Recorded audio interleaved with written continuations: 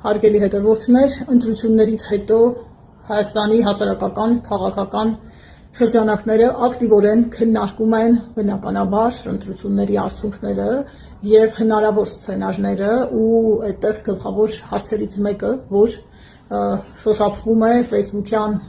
ակտիվի շրջանում, դա այն հարցն է, թե արդյոք ուժեղ Հայաստանը որպես ընդդիմության լոկոմոտիվ պիտի վերցնի կամ չվերցնի մանդատները,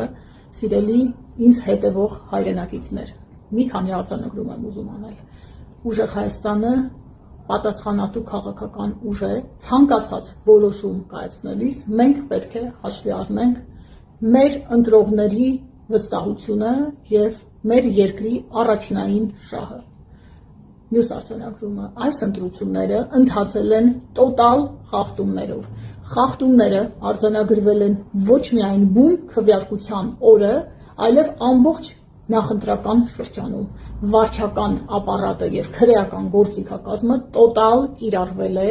եւ մեր քաղաքական ուժի նկատմամբ զանգվածային հետապնդումների ալիք է եղել։ Բուն քվեարկության օրը արձանագրվել են բազմաթիվ ընտրախախտումներ, որոնց մասին ահազանգեր են հնչել մամուլում։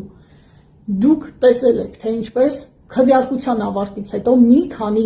տեղամասերում իրականացվել են զինծառայողների քվեարկություններ, որոնց միտումնավոր տեղամաս են բերել քվեարկության ավարտից հետո։ Ես այստեղ տեղադրել եմ այդ տեսանյութը, որտեղ ամեն բան ակնհայտ է, նույնիսկ մեկնաբանելու կարիք չկա։ Արդեն իսկ հաշվարկների ստուգման, վերստուգման, որոնք մենք իրականացրել ենք սեփական ռեսուրսներով արդյունքում, բազմաթիվ տեղամասերում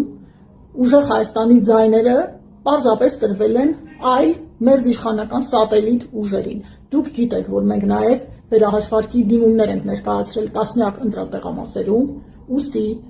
որևէ որոշում կայացնելուց առաջ մենք պիտի իրավիճակը վերլուծենք, իրավիճակին տանք սթափ գնահատական, ապա կայացնենք այն որոշումը, որը, կրկնում եմ, բխելու է մեր հայրենիքի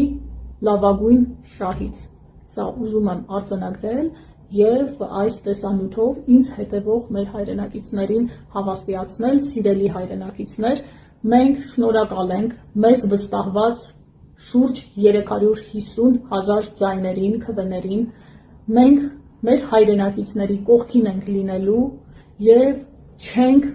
վատնելու այն վստահությունը, որը տրվել է մեզ։